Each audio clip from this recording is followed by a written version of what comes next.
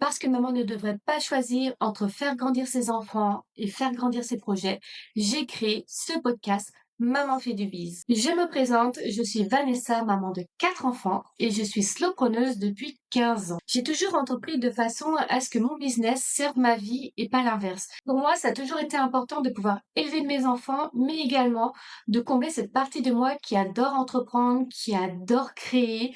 Et puis de toute façon, j'ai toujours eu une âme d'entrepreneuse. Donc je ne pouvais pas choisir entre être maman, le cœur de mon être, mes enfants, et entreprendre de l'autre côté. Pour résumer un petit peu mon cadre familial, j'ai eu 3 enfants en 3 ans, puis après j'ai eu un quatrième 10 ans après. Donc quand tu m'entendras parler, des fois tu pourras dire: «J'ai 3 enfants, j'en ai bien 4», mais à l'époque où ça s'est passé, j'en avais que 3. Donc on va faire un petit flashback. Donc lorsque j'étais maman, jeune maman, j'avais 3 enfants en bas âge et je ne voulais pas qu'ils soient gardés par d'autres personnes. Je voulais pouvoir les voir grandir, aller les chercher à l'école, garder les mercredis, les vacances scolaires. Enfin voilà, pour moi, c'était quelque chose qui était très, très important. Mais en parallèle, j'avais envie d'entreprendre, j'avais envie d'être indépendante et je ne voulais pas choisir entre les 2. Lorsque j'étais enceinte de ma troisième, donc à cette époque-là, c'était ma dernière, j'ai voulu me reconvertir. Donc j'ai passé un CAP d'esthétique en candidat libre et je me suis formée en parallèle à prothésiste ongulaire. Très, très rapidement, j'en ai fait mon activité. Donc là, c'était le tout début de l'entrepreneuriat. Ce qui était super, c'est de choisir mes horaires en fonction de la composition de ma famille. Parce que je te rappelle, j'avais 3 petits bouts à la maison.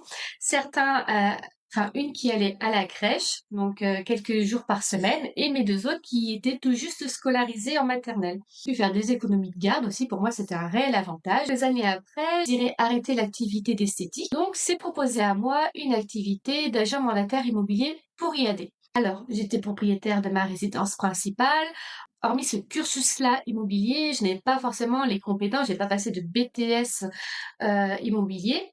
Cependant, le système est super bien fait puisqu'avec IAD, enfin, et bien d'autres réseaux de mandataires immobiliers, la formation est obligatoire et on est formé plusieurs fois dans l'année pour pouvoir acquérir les connaissances, les compétences. On est accompagné, on n'est jamais seul. Ça a été une période vraiment enrichissante pour moi. J'étais la spécialiste des biens pourris. Alors s'il y avait un bien pourri sur mon secteur, bah, j'adorais me positionner dessus parce que je me projetais dessus.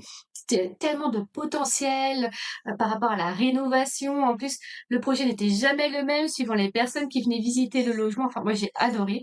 Donc, voilà, j'ai fait beaucoup de ventes, par rapport, à ce type de logement.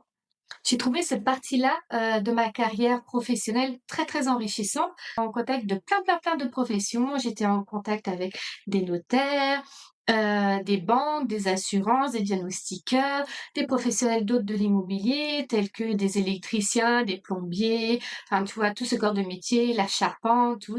J'ai appris énormément à leur côté. C'est vrai qu'il y a plein de choses qu'on n'imagine pas et ça a été quelque chose de très enrichissant. Comme je te disais, j'ai accompagné des primo-accédants, mais j'ai également accompagné des investisseurs à pouvoir se positionner et à chercher un bien qui leur correspondait également. Et là, en fait, je me suis rendu compte que, au niveau du mindset et tout, j'étais déjà sur un travail, mais je me suis rendu compte assez rapidement que je n'étais pas forcément du bon côté de la barrière. J'étais indépendante, mais par contre, il fallait que je sois aussi moi également du côté investisseur. Et de là, en fait, avec mon époux, on a commencé à investir dans l'immobilier. Alors, je te passerai les étapes qu'on a connues les impayés. Ça, j'en ferai une petite vidéo dédicace, mais j'ai eu des formations sur le terrain qui m'a coûté quand même quelques milliers d'euros. On pourra en parler. Donc il faut savoir que ces logements que l'on a acquis, comme je suis dans une région ultra touristique, nous, c'était déjà un choix d'en faire des gîtes. Donc aujourd'hui, en 2026, j'ai toujours la même profession, je gère mes gîtes. Alors j'aimerais te parler un petit peu le côté positif pour moi lorsque j'étais indépendante. Je vais pas rentrer non plus dans les détails. Par contre, je vais juste expliquer les grandes lignes. Mon fils a subi de l'harcèlement lorsqu'il était en CM2, ça a été assez compliqué. Il n'est pas question qu'il aille au collège. Donc on a fait le choix de lui faire l'instruction en famille et ça a été possible parce que j'avais du temps libre à côté et j'ai pu lui faire l'instruction en famille sans que ça empiète sur mon activité professionnelle. Et j'aimerais donc, à travers ce podcast, te parler un petit peu d'une autre façon d'entreprendre, peut-être des pistes de réflexion à avoir avant d'entreprendre un projet, savoir si entre l'idée et le concret, finalement, ça va matcher par rapport à toi, ce que tu as envie dans la vie. Entre nous, par exemple, ma façon d'entreprendre n'est pas la tienne. Mes envies, mes attentes ne sont pas forcément les tiennes non plus. Je vais te donner tous les conseils que j'ai. Évidemment, tu pourras les prendre. Tu prendras exactement ce que tu as envie de prendre ou pas. D'ailleurs, tu pourras également me partager, si tu veux, dans les commentaires, où est-ce que tu en es, toi, dans ton processus d'entrepreneuriat. Si tu es indépendante également, ou si c'est quelque chose que tu projettes, mais que tu as des questions. C'est vrai qu'avec 15 ans d'expérience, moi, derrière, bah, j'aurai peut-être un regard qui pourra t'aider. Également, si tu es indépendante, mais que tu ne vis pas de ton activité, du moins tu ne touches pas le revenu que tu veux, c'est également quelque chose qu'on pourrait discuter si tu veux ensemble. Pour moi, être indépendante, ça m'a permis d'avoir énormément de liberté.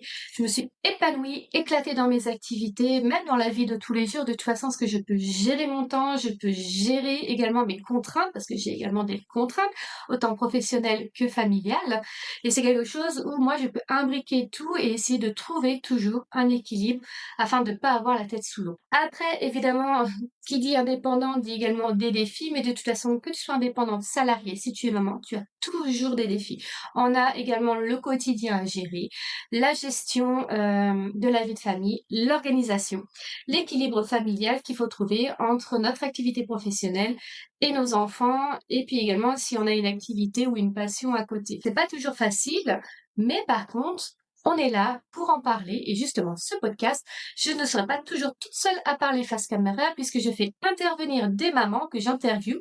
On discute comme ça, en mode tranquille, on discute entre nous. Donc on discute une partie où c'est axé plutôt sur la maternité. Donc généralement tu verras ça en 2 épisodes. Au moment où je tourne cette vidéo, en tout cas c'est le concept.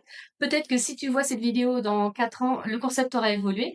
Mais au moment où je tourne, des mamans entrepreneurs qui nous partagent leur vie de famille, la maternité. Également, de l'autre côté, on va parler de tout ce qui est business, entrepreneuriat au féminin lorsqu'on est maman entrepreneur. Parce que oui, il faut savoir qu'une personne qui entreprend, qui a 100% de son temps, de sa charge mentale et qui n'a pas les imprévus comme nous lorsqu'on peut avoir lorsqu'on est maman, on n'entreprend pas de la même façon. Et donc ça, c'est quelque chose où je veux que ça se délie, ça se démocratise. Il faut que les personnes sachent qu'il existe des solutions et également que c'est possible d'être bien dans sa maternité et dans l'entrepreneuriat. Voilà.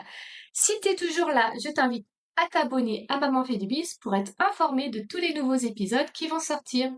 Ciao ciao, bye!